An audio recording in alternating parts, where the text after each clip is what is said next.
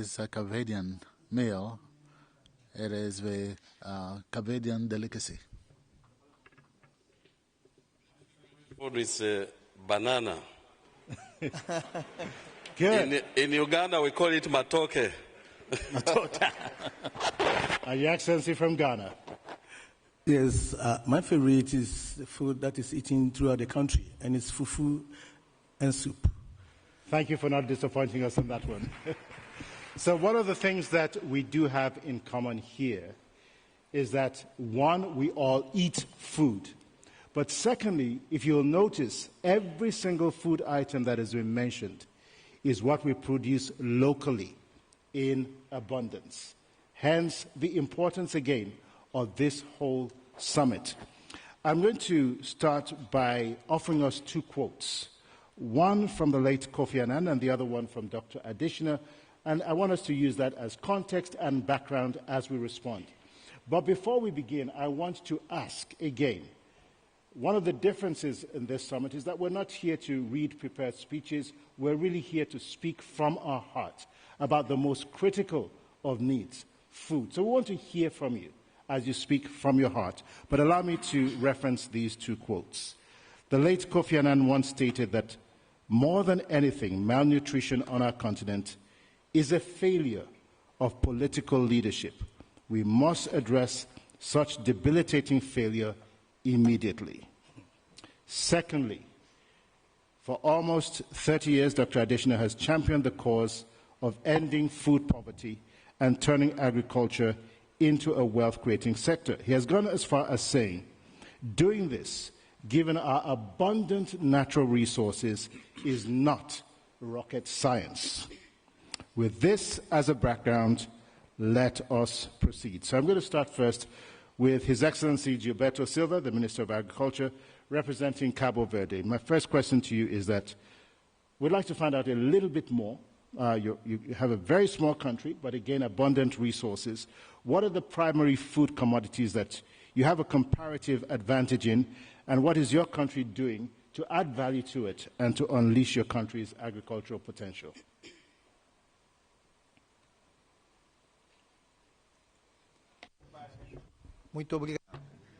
Thank you very much for your question, but I'd like to comment what you said before. A child that is not well nourished will certainly not be a very productive adult. So we all must guarantee good nourishment, especially for our children, so that we can have a better future.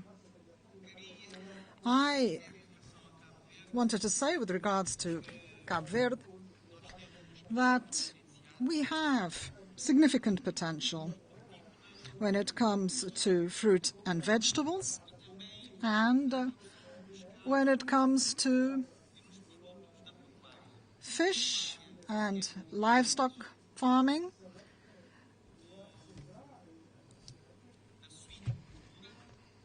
Pig farming, and also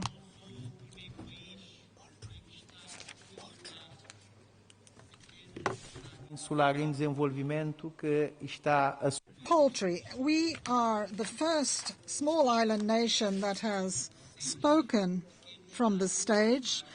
The African continent has small island developing countries, 6 of them, and one of the characteristics of these small island developing nations is that they have very little land available to them.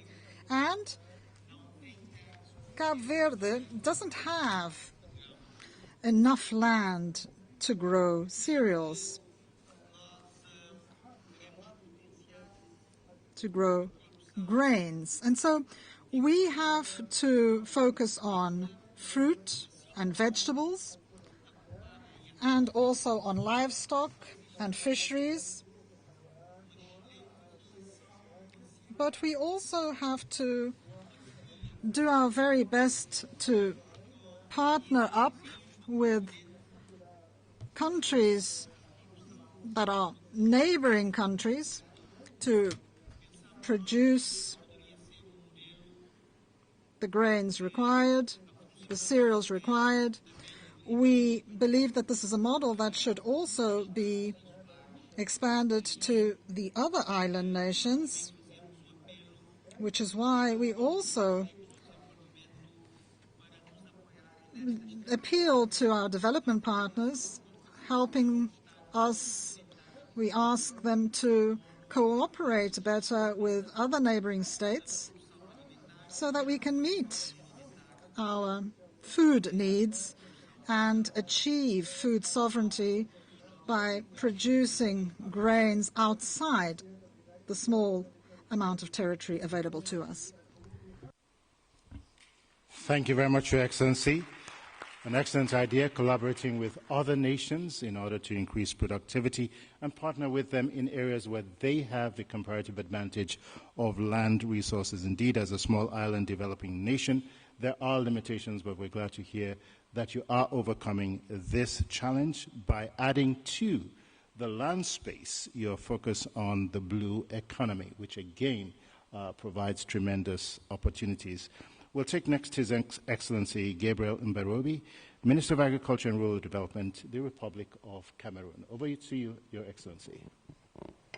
My question to you is, given again your country's vast resources, what are some of the lessons and best practices that you think other African countries can learn from what you're doing successfully to increase food production in Cameroon?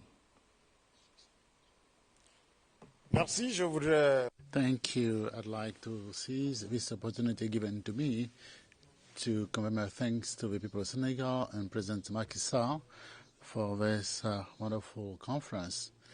And also I'd like to acknowledge the President of the African Development Bank, Dr.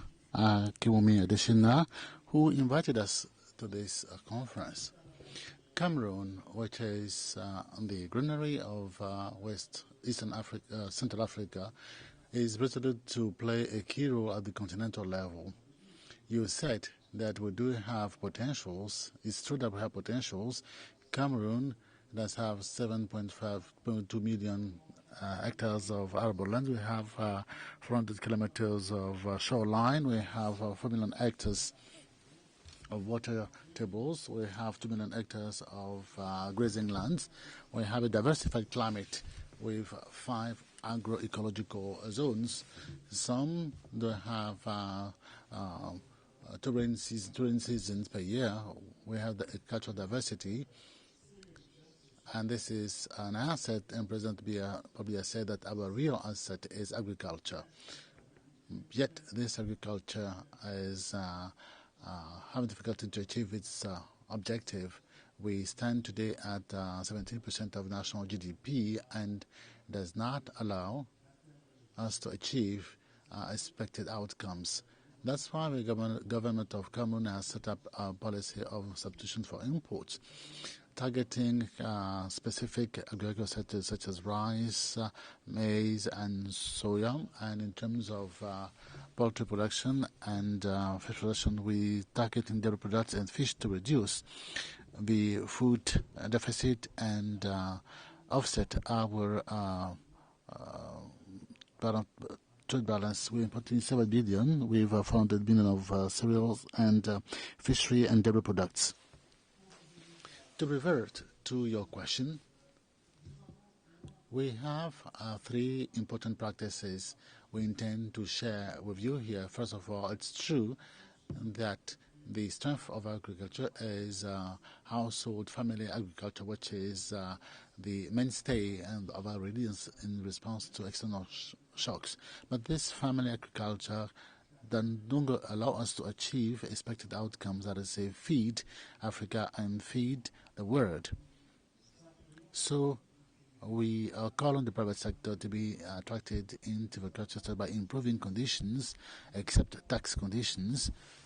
But we have also started developing agriculture areas. We intend to develop 60,000 hectares by end of 2022. We intend to start a land policy to secure 400,000 hectares as a land reserve, map out these reserves for land capacities to know the pH about the content in terms of organic matters, to be able to tell the private sector what are the crops corresponding to such lands, and also to determine the fertilization we need for such lands. The second thing we intend to do is that we intend to face natural disasters. We are victims of such natural disasters. Today we have to be able to turn natural disasters in risk, because a risk is manageable. So in this context, we have planned not only to build community infrastructures to control community resources such as water, to cope with a number of climate disasters.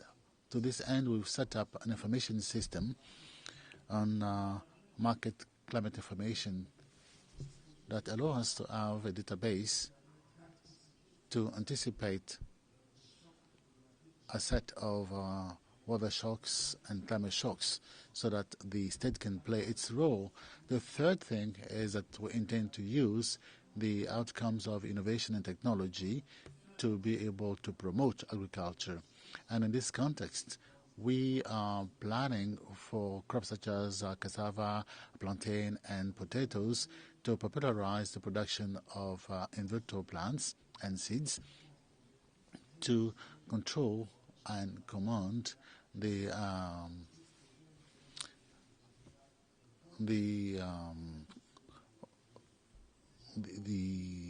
plants, and we intend to go for digitalizations such as streamlining subsidies. You know, agricultural subsidies is criticized because sometimes it's subjective. So we have set up a system to help us have targeted subsidies instead of having subsidies as prime for efforts.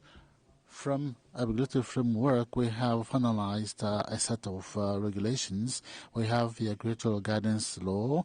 We have the law on the seed sectors, which we're trying to enforce. These are so many things we're trying to do to structure agriculture so that we can achieve the futuristic potential of agriculture. Thank you. Mverovi, your passion for agriculture definitely shows. And it really is heartening to hear the very successful initiatives that you're putting in place in your country, a country with 7.2 million hectares of land, vast coastal spaces that, again, combined, promote excellent opportunities in the green and blue economies. It's also heartening to see that you're planning on expanding the contribution of agriculture from 17% of GDP, increasing that moving into the future through a wide variety of initiatives, including food commodity substitution to offset food deficits, as well as conserve foreign exchange, and putting in place land reserves, tax incentives, and climate information systems, as well as a growth enhancement scheme through streamlining tech in order to provide the necessary incentives to farmers, as well as maintain the integrity of the system. So congratulations to you, Honorable Minister. We'll take our next question from, or rather our next response from His Excellency Mohammed Ahmed Awale, the Minister of Agriculture, Forestry, Livestock and Fishery, the Republic of Djibouti. Your Excellency, you're strategically placed, and as far as geography is concerned, and your country has shown recently great interest in developing its agricultural potential.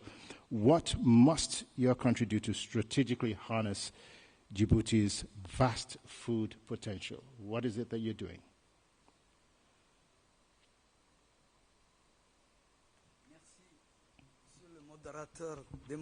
Thank you, Mr. Facilitator, for giving me the floor.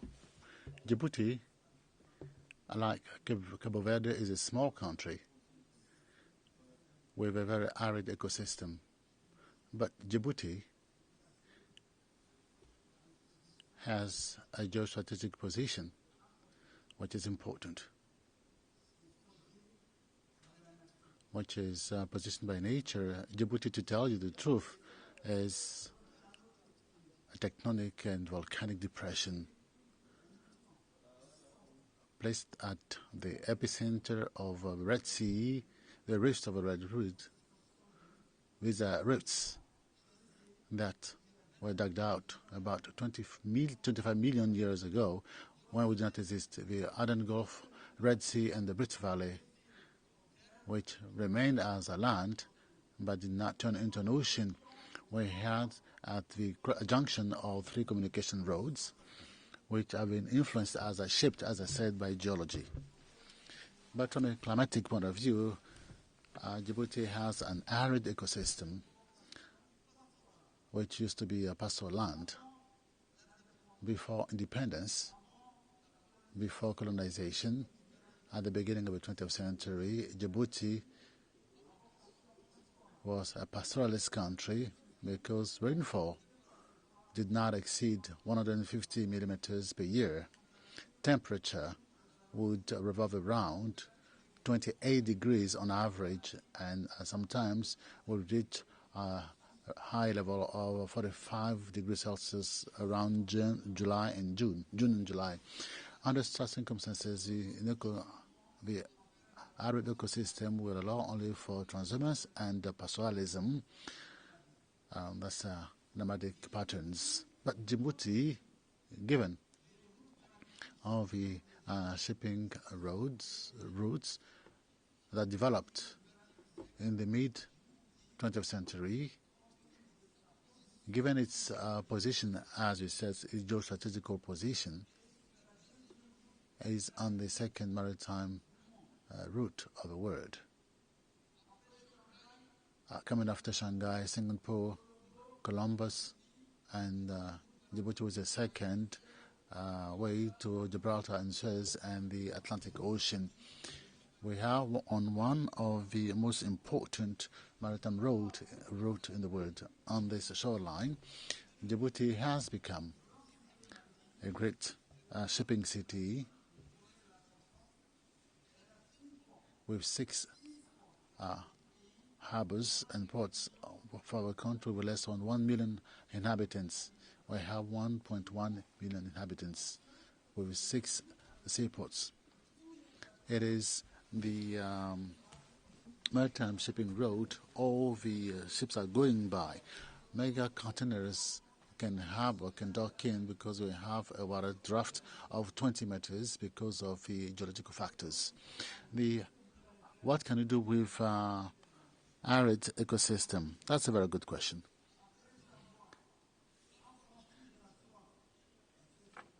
After being afflicted for thirst because of climate change, these people need water. And after being set free from thirst, and after creating small ecosystems in the volcanic and arid depression system for gardening, to produce milk, for these nomadic people wouldn't come and create an employment bulge in cities with 70% of inhabitants. We have 70% of city dwellers. Well, for the remaining 30%, pastoralism is so vulnerable. Climate change will no longer survive. Soon as we perceive this with the structural vision for the future, the President of the Republic, His Excellency Usman Omar Guelleh, said time had come to become sedentary. We become sedentary around the water basins with no river, but I have underground water around. You set up with small boreholes and you dug holes with depth, which is a plant which with the head turns towards the sun and the roots in water with some salt content. We develop gardening products and you produce goat milk from goats which were rumbling the arid depression, and these goats were producing half a liter of milk. And thanks to a cooperation with the Eastern African countries, we imported from Kenya an alpine she-goat from Kenya to Djibouti, and we cross-fertilize them with our local she-goat producing half a liter of milk. Now we're producing 2.5 liter of milk. After having a command of water and embarking onto the pathway of growth for smallholders, time has come rightly to feed Djibouti, because where there's a small-scale agriculture, we can enable small farmers to live decently instead of going to beef up the ranks of unemployed people in Djibouti. They can send the kids to school, benefit by community centers, health community centers, to take the family to when they fall sick, and generate a decent income more than unemployed people who are helpers in the cities. But you cannot field the Djibouti population, which is close to 1 million. So what should we do?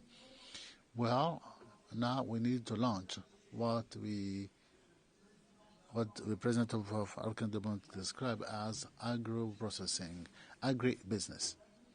Agribusiness does not require pastoralists who have to live on agricultural farming, which are learned from childhood. There must be a change. We need some greenhouses.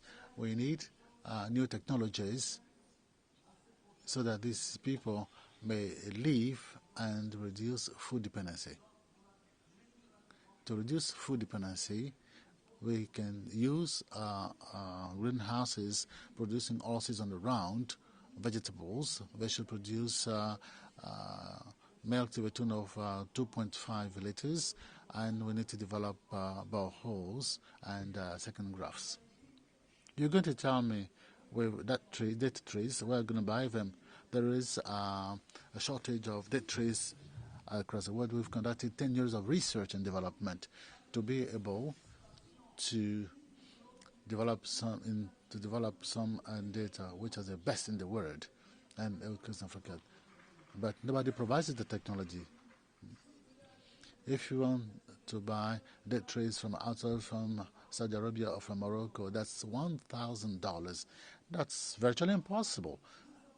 Now we have our own research. We do produce, and soon we're going to have a physical center with indeed 2 labs producing 10,000 date trays.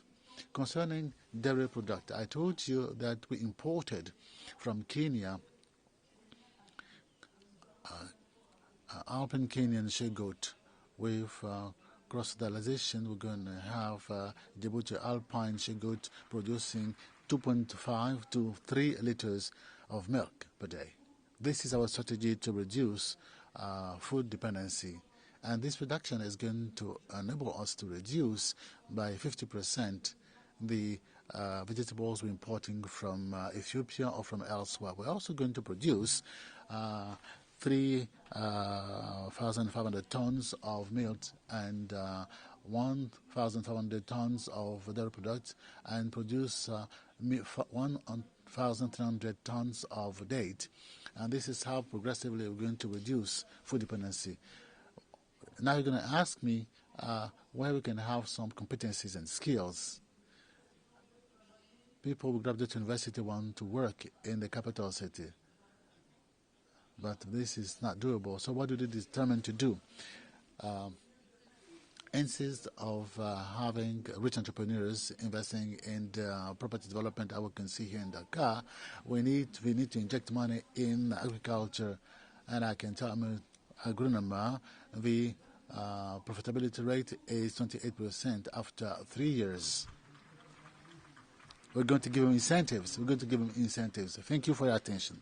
Sensei Mohammed Ahmed Awale, again, great passion and a lot of work going on in Djibouti for all of our honorable ministers. There's so much happening in this space, and I know it's impossible to synthesize all that's happening into the limited amount of time that we do have, but we do appreciate the fact that as a small country, you have great potential in spite of a very arid ecosystem with limited rainfall, very, very high temperatures. But again, as you talked about the vision of the future and all that you're doing, developing your own technology, emphasizing greenhouses and agro-processing, and more importantly, you stand at a strategic point because with agriculture, the coastal lines and the ports are also an integral part of what it is that we need to boost agriculture with. So with 6 shipping harbors and ports, you stand very well placed, and we say congratulations to you and wish you great success with all of your initiatives moving forward. Thank you very much, Your Excellency. We'll go next to His Excellency Dr. Elimi Nur, the Minister of Finance of Somalia, for the next question. Do we have Mr. Nur? Yes, kindly come to the platform, please. Is Minister Nur on the platform? Yeah. Oh, yes. Oh, I do apologize. Yesterday we heard a very clear clarion call from Dr. Patrick Verkogen, the CEO of the Global Center for Adaptation, about the urgent need for climate adaptation as a key component of sustainable development and also for sustainable economies. The ravages of climate change threaten Africa's food production, and Somalia has been in the eye of the storm when it comes to climate change. So my question is, how is your country helping farmers to adapt to this urgency of now, climate change?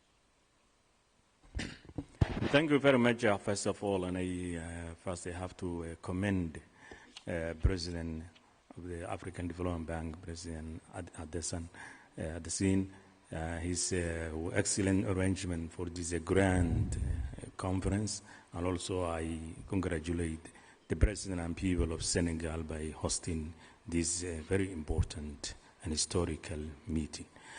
Really, before I talk about this, the adaptation, I have to say that the Somalia, I think you know, all of you, Somalia is, as Djibouti, is a very strategic location with abundant resources. As you know, you see, in terms of food, food availability, what they say, not the food that we use, but you see the potentially what we have. Somalia have, you see, almost 9 million hectares arable, cultivable, but you see, which we don't use, you see, most of it for the last 30 years. Somalia has, you see, in terms of per capita, most, you can say, highest in number, you can say, of animal. That is about, you see, 45 million animals, you see, well, you see, the Somalians, you see, the people is around less than 20 million. Somalia has, you see, the longest coast, you see, mostly in Africa, if not, they see the second, the first, which is, you see, 3,300 kilometers, you see, in Red Sea and also Indian Ocean. We say abundant, you can say, you see, marine resources. So Somalia, you see, could be a food basket, you see, for, you see, in the region, and you can say in Africa and also in the Middle East. But due to two things, Somalia become, you can say, label it as, you see, the area with, you see, a famine, hunger, and you see there are a lot of problems. It is two things. It's a conflict and climate change. These are, you see, interlinked factories, which you see each one is feeding each other. So Somalia, since you see almost in 1990, when you see the last regime collapse, it remained in conflict. That conflict, when you see that with the absence of government, and with the, you see the increasing change of, we can say, a climate, so therefore it's become, you see, facing a vicious circle. That is where, you see, the climate change become, you see, a norm, and you see the rain most of the time is missed, and then you can say, see, the people, you see, remain, you see, in that, you see, a political conflict. So the whole, you see, the ecosystem has changed completely. So See, it's the climate change that you see created, you can say, scarcity of resources. And it is the conflict that you see created, you see, emergencies. Both of them, you see, the climate also created famine, drought, and all these things, emergencies and famine. So, see, both of them, you see, come to the, you see, causing emergencies where you can say climate, you see, and adaptation needs, you see, a long-term plan, you can say, and thinking. So you can say, and projects, and you can say, and financing within a stable government. So therefore, these two items, you see, they feed each other, and you see, created a completely changed, you can say, the ecosystem of Somalia. I remember when I was a child, where there was this great forests with any kind of animals. Today they are basically buried, and we can say, and nothing is available, you see, and it's completely become desert. So therefore, here we have to, you see, learn how the conflict, you see, the climate change can affect, you see, our regions and our, you can say, a continent. So I think it is in the last century, you see, the thinkers, they were saying two, you see, issues, you see, being faced by the, you see, the global, that is, you can say, pollution and, you see, population. So I think, you see, that we are paying both, you see, the prices of pollution as well as, you see, the pollution which created, you see, a conflict. Probably, you see, by design or, you see, by default, you see, become, you see, that, you see, we are facing these two, you see, we are paying the prices of these two, you see, factors. Somalia, after, you see, the new government in 2012, and you see, when you see the government, you see, is formed, they started, you see, the institution building, you see, and the last one, you see, also, you see, and which I am, you see, I'm part of it. In fact, you see, we started that, you see, the first off, we have to tackle, you see, the climate change, which is really, and the environment degradation. So then, you see, that it becomes, you see, the priority of this government. So to establish first, you see, in the Ministry of Environment for the first time. So that, you see, to address, you see, this, you see, and the change of, you see, of the environment. So the second, you see, to make awareness. Somalia has, you see, on the other hand, you see, a vibrant, you can say, private sector and private business. So to mobilize, you see, the private sector into the productive sector, specifically, you can say, the food, you see, production. That's what you see that mobilizing, and we are saying we designed it. You can say triple P, because you see, the Somalia, you see, now is, you see, in the program, under the program of, you see, the HIBIC. So that's a debt relief program. It cannot take, you see, a loan is, it needs only to get, you see, a grant is. So we see whatever the grant is and small grants we have to get, we have to use for the, you see, a productive sector. So we created, you see, the microfinance, so that we mobilize, you see, the youth to be, you see, pushed to that, you see, a sector of, you can say, a production, specifically, you see, a food. So we established, you see, certain institutions, you see, assisted by, you see, our friends and partnerships. So therefore, we are trying to address this issue, despite the fact, you see, Somalia's conflict has taken a number of forms, and number of shapes.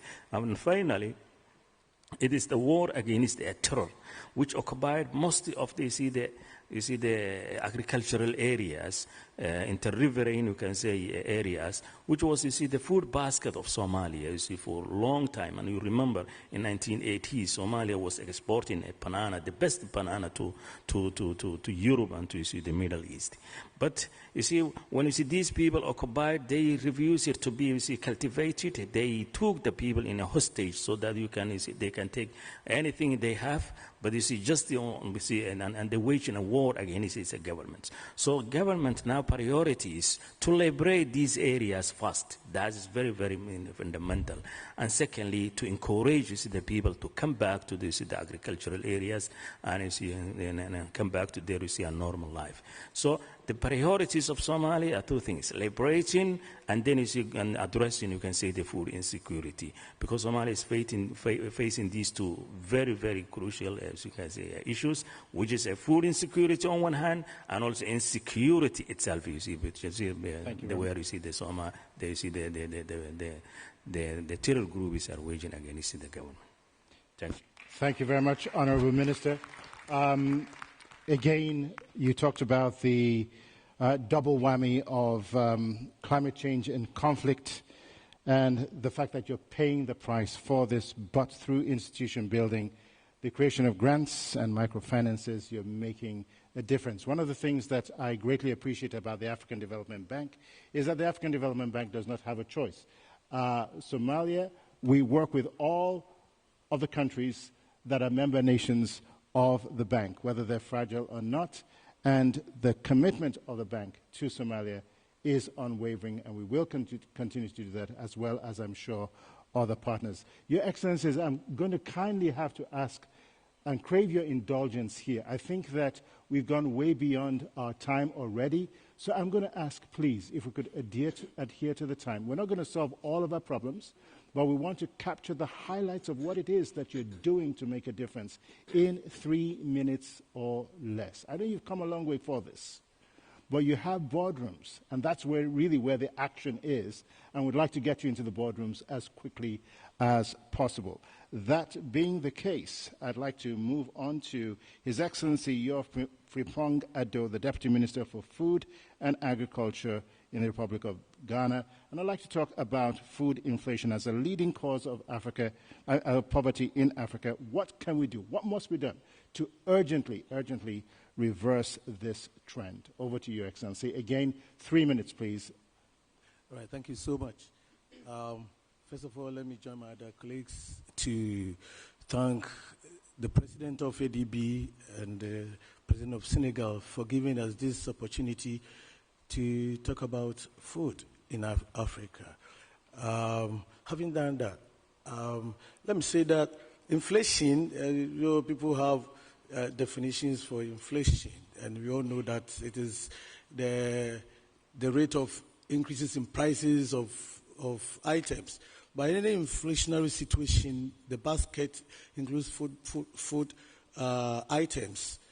And in a lot of African countries, which have been hit by the three tragedies, I call it three tragedies, the climate change, the tragedy of climate change, the second one being the Ukraine-Russia situation, and, of course, the third one being what some other people describe as can get this one. So let's move on. So the three tragedies have combined to increase poverty in Africa. And how did it happen? This inflation thing we are talking about. If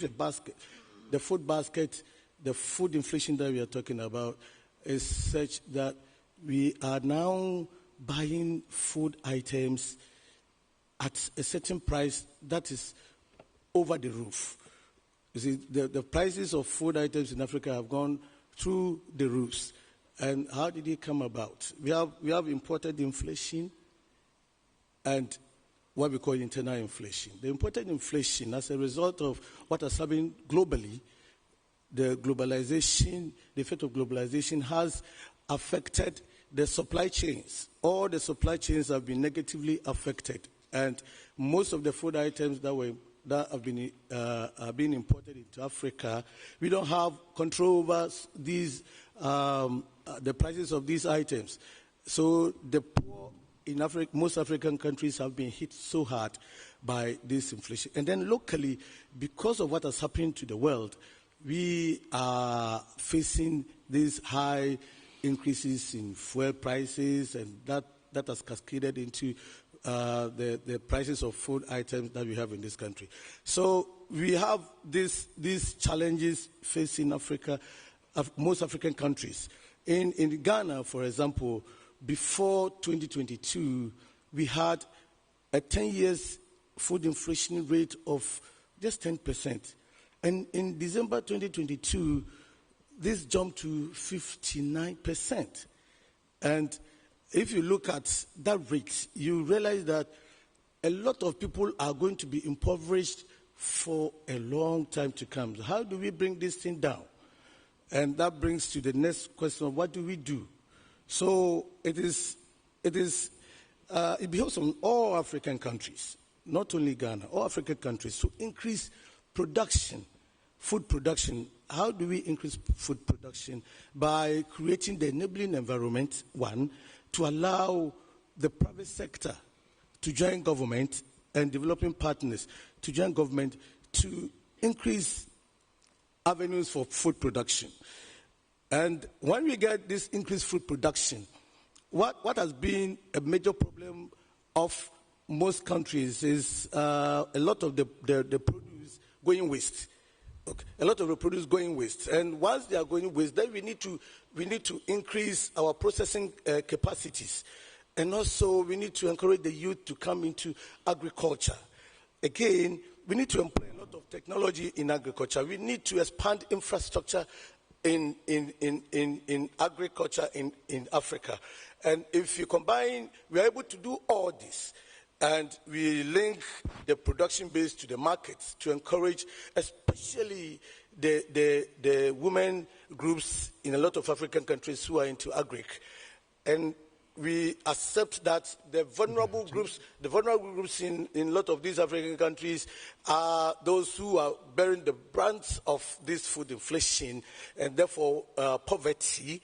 Then we need to tackle all these areas that will enhance their productivity. We encourage them to go into agriculture. So if, in a nutshell, in a summary, if I should put it this way, that Africa is facing this food inflation because of what has happened globally. And before we can get out of this, we should look at institutions like the AFDB. Honourable Minister, I'm going to have to move us on. If you could just, in 15 seconds or less, kindly conclude your thoughts. All right. I do apologize, but we do have to move on and get you into the boardrooms as quickly as possible. Yeah, thank you so much. Let me put this in summary, just saying that Africa is at the crossroads right now. And from all indications from yesterday to today, we have had the impression that there's that high commitment from a lot of our leaders. And once that commitment is there, I think we can improve the food situation in Africa through effective production. And by doing that, restoring the supply chains around the world, I am sure we are going to get out of this in no time, so that poverty levels that are so high in a lot of African countries will be reduced considerably. Thank you so much for your attention. Thank you very much, Deputy Minister Yor Frimpong from Ghana. Again, increasing food production, private sector engagement, value addition, and taking advantage of the global challenges that we have with whether it's climate change, whether it's the war in Ukraine, as well as the pandemics that we've had to deal with, forcing us to look inward and meet our needs internally. Thank you very much, Your Excellency.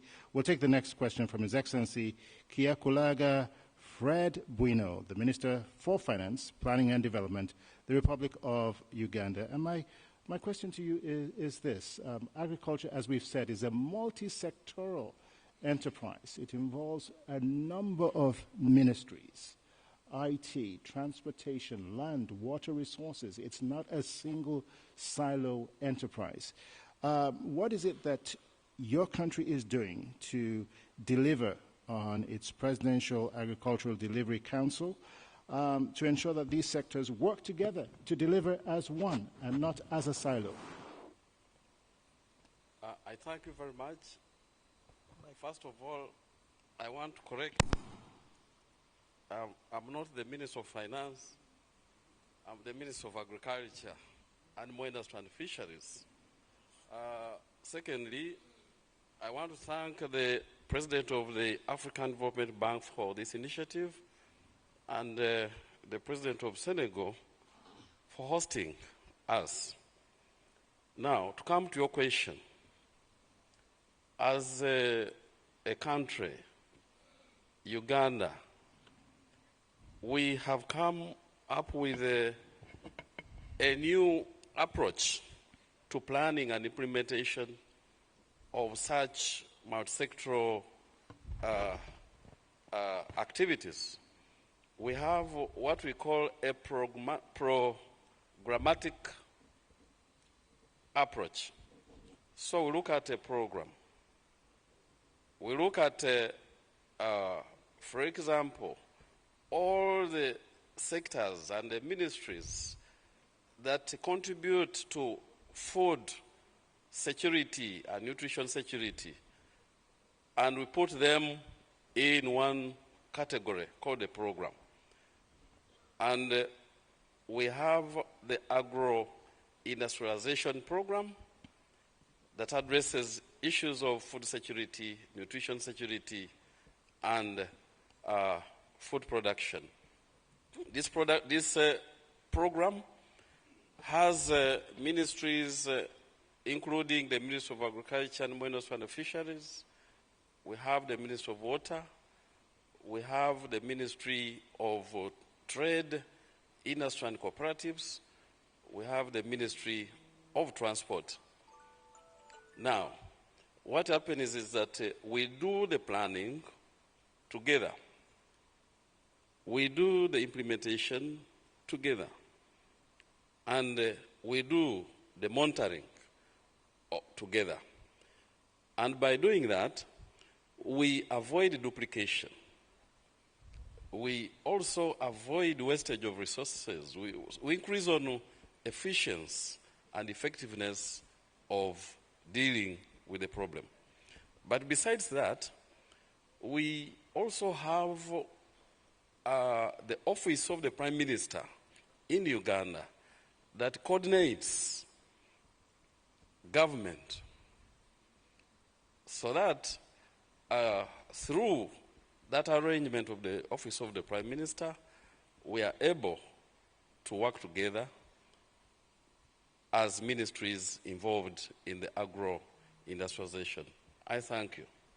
Thank you very much, Your Excellency, and I want to again stand corrected, and I do apologize for the snafu earlier. Let me reference you properly. Major retired Kiakulaga Fred Bueno, Member of Parliament and State Minister for Agriculture. That is the appropriate appellation for you. So we want to thank you again for your contributions and recognizing the programmatic approach that you have to agriculture through an agro-industrial program, joint monitoring, and oversight again by multiple leaders in the country. Your president is a farmer, a distinguished one for that matter, so this is no surprise. I want to say congratulations to you and to the government of Uganda. Our next question will go to His Excellency Paul Valentin Ngobo, the Minister of Agriculture, the Republic of Congo. Now, some of the simplest truths about life are the most profound.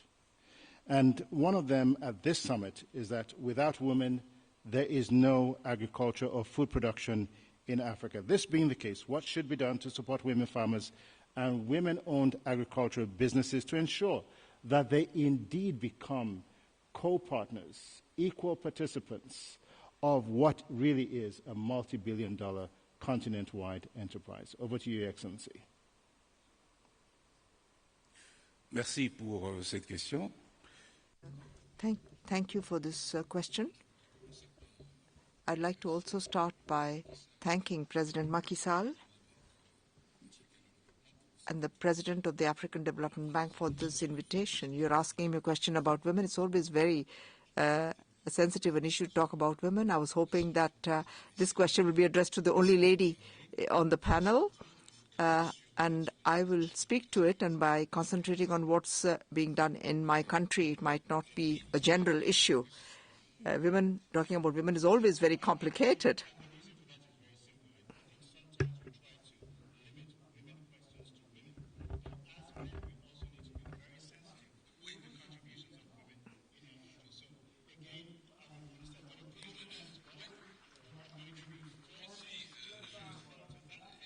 And the one that you have suis tout à fait d'accord. I agree with you. Indeed, they do represent an important share of our labor force in agriculture. And but we all know that they are facing a lot of problems in my country.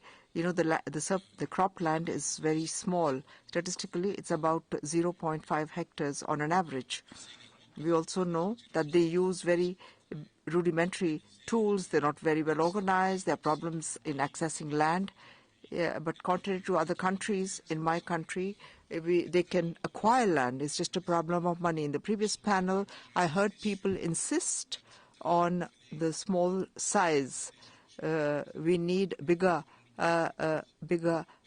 plots. There's a problem of professionalization. We have a problem of tools, inputs, the use of rudimentary tools, etc. In my country, Congo, what did we do? We said that we need to improve the professional conditions of agriculture and also professionalize it. So what do we do to improve this? We have opted for a strategy to pool the stakeholders in the same space through the concept of protected agricultural zones.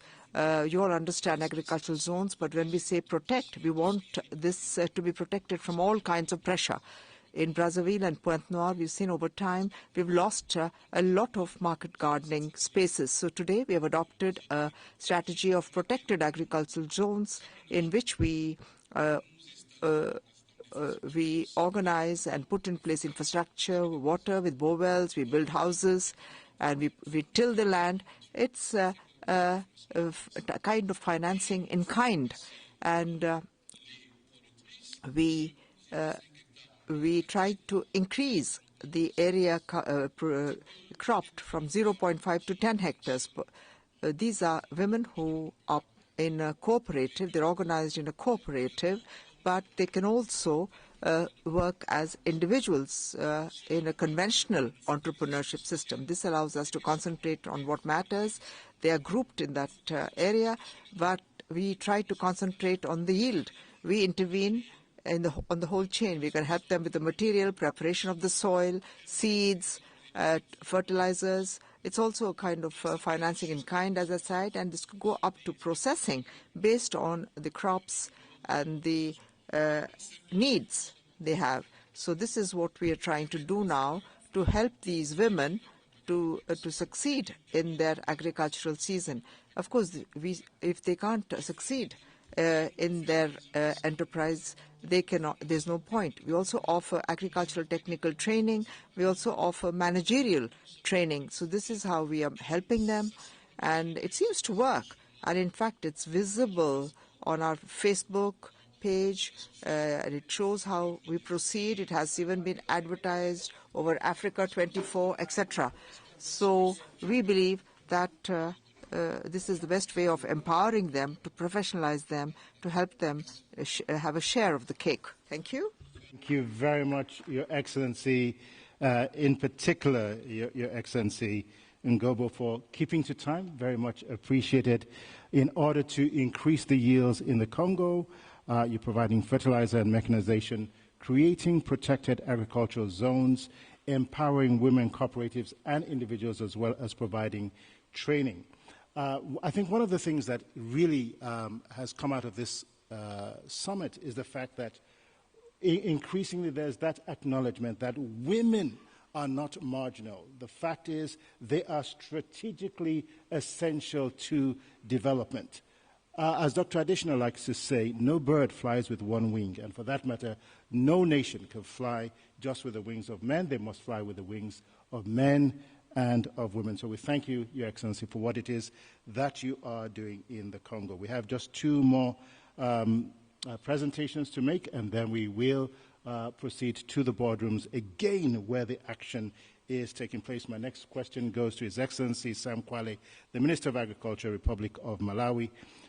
My question for you is, what policies are you putting in place indeed to attract private sector investment? The Honorable Minister from the Congo talked about that, and so many other ministers here. What are the practical things that you're doing to attract private sector investment? Well, first of all, on behalf of people of Malawi, I would also like to say thank you to the President of Senegal for hosting us, as well as to the President of African Development Bank for inviting us. So thank you very much for that. Malawi as a country, we are prepared to host investors in different ways, but we do understand that no investor can go into a country if the laws are not friendly. So first of all, we are looking into making amendments or introducing legislation which is investor friendly. We've already done that by making sure that the land laws are actually friendly. An investor has to be confident to come and invest in the agriculture sector, knowing that they are protected. We're also making sure that other laws for investors in the agriculture sector, like fertilizer manufacturers, we are making sure that we are welcoming them. We've amended the laws in terms of fertilizer, recognizing different types of products on the market so that investors can come and put their factories in there. Same thing with seed laws as well as financial laws. So legislation is important. We've done that. Secondly, we don't want an investor to come in and struggle to invest in the country. We have come up with one-stop center where an investor can come and find every information under one roof. That is helping a lot of investors to come and do transactions as fast as possible without having to go around office by office to find information. So those are some of the practical things that we are doing. But thirdly, we are also making sure that we are providing tax incentives. If you are coming in and invest in agriculture sector, we have come up with several incentives, including tax waivers or duty-free for equipment that is used in the agriculture sector. We want you to come and bring the equipment because one of the goals in our Vision 2063 in the agriculture sector is commercialization and mechanization. And for you to bring in that equipment, we're giving incentives where you don't have to pay taxes or duties. But we're not only looking just for the international investors. We do understand that there are also local investors. For the local investors, we do understand that financing is a problem. We've already started discussing about having an agriculture bank, and we will continue to discuss about this because financing is a big thing. But we are also grateful to our developing partners like World Bank and others. They are pumping in a lot of money in agriculture commercialization, which is helping the small-scale farmers, medium-scale farmers, and other investors to come and trade in the agriculture sector. But lastly, we do understand that infrastructure is important. That is why we're investing in road network using the funds we have from the budget, grants, and we are grateful to the U.S. government through the Millennium Challenge account. We are also investing in roads that are passing through the areas that are highly productive in agriculture. We have rehabilitated the Nakara corridor as well as the Beira railway lines to make sure that once you produce locally, you can export the goods outside the country. That kind of investment in infrastructure are the things that we have put in place to develop agriculture. But as you said, the boardroom is where we're going to expand most of these things. I thank you. Thank you very much, Excellency Sam Kwale, for that, again, very concise response. Local value addition, one-stop centers, tax incentives, particularly in the area of mechanization, increased investor support, the setting up of an agricultural bank, and certainly providing critical needed infrastructure in areas of comparative agricultural advantage. Absolutely key to the future transformation of agriculture on the continent. We now take our last presentation from the only woman on the panel, Her Excellency Josephine Lagu-Yenga, the Minister of Agriculture of the Republic of South Sudan. Sudan is one of the, you do have quite, actually of Sudan, not of South Sudan. You do have quite a bit of comparative advantages. We'd like to talk to you about what it is, what those comparative advantages are, and what your government intends to do to unleash your country's agricultural potential in spite of numerous challenges. Again, we've talked about challenges throughout the course of this summit, but even where there are challenges, we always find ways to overcome them. What is it that your government is doing to overcome the challenges that you're dealing with? Thank you very much, Your Excellency. Right. Thank you very much for giving me this opportunity. I bring greetings to you from South Sudan, from our President Salva Kiir Mayardit, who would have wanted to attend this very, very important summit by himself, but due to other competing demands, he was unable to attend. But our country is well represented here. I'm here, of course, as the Minister for Agriculture and Food Security, but I was also accompanied by the Minister for Finance and Planning, and the governor of our central bank, the Central Bank of South Sudan, is also in attendance. In addition, we are also having a number of technocrats from the three institutions represented here. So we appreciate the President of the Republic of Senegal, and also the African Development Bank, the President of the African Development Bank, Dr. Adesina, for really, convening this very, very important summit timely. South Sudan, yes, has a lot of challenges, but before we go into that, let me just quickly, say a few things about my country. South Sudan is the youngest nation still on earth, definitely in the continent of Africa.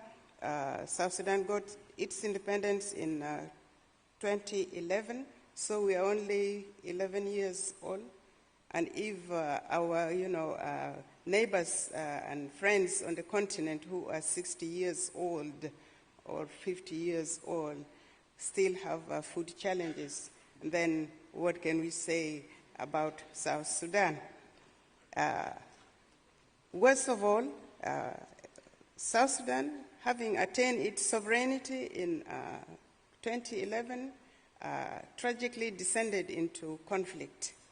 And it was only in 2018 that the parties to the conflict made an agreement, and that agreement is called the Agreement for the Resolution of Conflict in South Sudan, RRCs.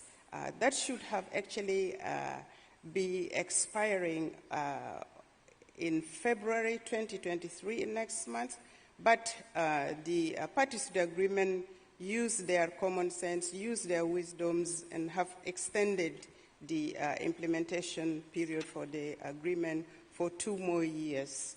And we have reached a roadmap that will finally lead the country to a fair and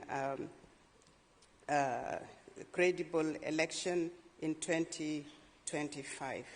Yes, South Sudan has immense agricultural potential. Indeed, we have 33 million hectares of arable land, and only out of that, only 4% of that arable land is being cultivated upon. South Sudan also has immense, water resources. We have underground water resources as well as overground water resources. In fact, the longest river in the world, the Nile, the River Nile, runs through our country. We have a young population, and we have 7 agroecological zones where we can grow a range of crops, ranging from cereals to legumes to horticulture, name it, that country can grow any crops that is planted there. In addition to that, we are also blessed with, livestock. Our country has more livestock than humans, and the Minister for Livestock and Fisheries is on the record for saying that, our fish in the Nile are the only fish perhaps in the world that die of old age. So the potential for both, crop agriculture and livestock in our country is immense. And yet, the statistics are not very encouraging at the moment. There is acute food insecurity. Over 60% of the population are food insecure. 1.4 million children are malnourished, a number of hundreds and maybe thousands of women, lactating women and pregnant mothers are, malnourished. And so it's not a situation that we would like our country to continue to be in. Our president is very, very passionate about improving agriculture. We have come up with a number of measures to ensure that actually we develop agriculture and transform agriculture from the subsistence farming level where we are at the moment to commercialize, mechanize, industrialize agriculture. And we believe that we have the potential, we have the resources. South Sudan produces oil. But, oil is a finite resource, so we are not going to be, depending on oil as we do at the moment. We are going to move away and to transform our agriculture sector so that agriculture in South Sudan becomes the engine of economic growth in that country. And with that, it will become a job multiplier, and then we will also hopefully be able to solve some of the problem our young people are, getting drawn into. War and conflict and poverty and underdevelopment are all interlinked. So we believe that when we develop the agriculture sector, we'll be able to attract young people into the sector. We'll be able to attract women into the sector. And we have a comprehensive agriculture master plan that is enabling the country to chart its way towards agricultural transformation in the country. There are a number of things that we are doing. We are popularizing agriculture and trying to move it away from the negative perception of looking at agriculture as a vocation for those who have failed or those who cannot do anything else. We are saying no, agriculture is a very, very important vocation. We can make it attractive. Agriculture can pay as long as we can commercialize it. That's one of the things that we are doing. We are also supporting our small-scale farmers. We believe that small-scale farmers are very important, and in fact, they constitute about 80% of our farmers. And out of that 80%, 63% are women. 63% of our farm workers are women. So we are encouraging both women and young people to engage in agriculture so as to improve their livelihood and improve their means of securing funding. The government is also involved in increasing funding of the agriculture sector, and we are aligning our policy here with the Malabo Compact of ensuring that national governments devote at least 10% of their national budget to agriculture. We haven't yet reached there, but we are making progress, and we hope that in the next 5 or so years we'll be able to move away from 3.5% of the budget to at least 7%. And we believe with that we'll be able to, develop the infrastructure of agriculture that we so badly need. We are also involved in capacity building. We are involved in securing financing from our development partners and other, commercial or private sectors. It's not very, very easy. It's rather challenging, but we are appealing to, development partners, not to be, very suspicious of South Sudan. We are stabilizing the country. We are securing peace. The next thing that we want to do is to engage in development so that the country can, South Sudan can feed itself. And we believe South Sudan has the ability to feed itself so that South Sudan also can, in turn, contribute to feeding Africa. We believe we have the resources to become the Ukraine of East Africa. We can become... And on that note, we're going to say a big amen to that, Honourable Minister. Yes. You could just wrap up your thoughts in the next 15, 20 seconds. Yes. We can become the, Ukraine of Africa. We can become the breadbasket of, the region, and so much more. So we, appreciate this opportunity just to give you, a small highlight of what is possible in our country, as long as we commit to maintaining and stabilizing the peace in our country. And I believe the political leadership of my country is committed towards that. All the parties to the agreement are committed to ensuring that the peace holds. And the President of the Republic said many times that he will not take the country back to war.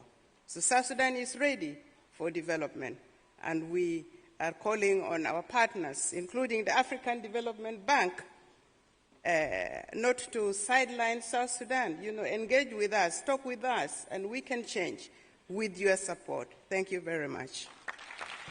Her Excellency Josephine Lagu-Yenga, the Minister of Agriculture and Food Security in the South Sudan, accompanied by the Minister of Finance and the Central Bank Governor, obviously showing your political commitment to revolutionizing agriculture in the South Sudan. It's heartening to see that you've underpinned everything that you've said with your discussion about the creation of a roadmap for peace, security, and free elections, which will undergird everything else that you build on top of that. 4% of your land is arable land is cultivated, leaving behind 96%. And of your smallholder farmers, 63% of them are women. You have fantastic potential in livestock. You said you have more livestock than human beings, and that the fish in the Nile in the south of Sudan are the only fish in the world that die of old age. Wow, talking about potential. We're going to wrap up this session, but one of the things I want to point out, please kindly give Her Excellency a round of applause here. I want us to wrap up this session with a very simple thought. We've talked about PPP, but I want to talk about a different kind of PPP this evening, and it's the P of passion. Every single one of our panelists has spoken about agriculture, its potential, and what they're doing with great passion, and for that, they deserve a round of applause. They've talked about great potential in spite of challenges, human and natural.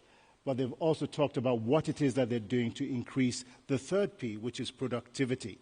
The PPPs of passion, potential, productivity indeed will accelerate and transform agriculture on our continent. I see some hands raised, but we really do have to close and move into the boardrooms beginning right now. So on this note, I want to ask our audience here to give a warm round of applause to His Excellency Gilberto Silva, the Minister of Agriculture, Republic of Cabo Verde, His Excellency Gabriel Merobi, Minister of Agriculture and Rural Development, Republic of Cameroon, His Excellency Mohamed Ahmed Awale, the Minister of Agriculture, Forestry, Livestock and Fisheries in Djibouti, His Excellency Dr. Elmi Emnur, the Minister of Finance, Federal Republic of Somalia, His Excellency Kialuka Fred Brino, the Minister of State for Agriculture in Uganda, and His Excellency Paul Valentin Ngobo, the Minister of Agriculture, the Republic of Congo, as well as His Excellency Sam Kwali,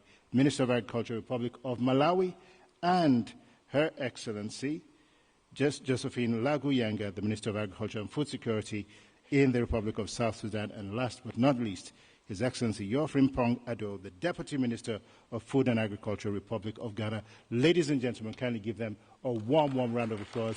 And Excellencies, thank you for your time and thank you for your contributions. My name is Victor Ladikun, and it's been a wonderful pleasure being the moderator of this event. Thank you. We will proceed with the boardroom sessions immediately following this session. So we do need to get your Excellencies into your boardroom. We'll just stop for a family photograph with Dr. Adishina. Thank you very much once again.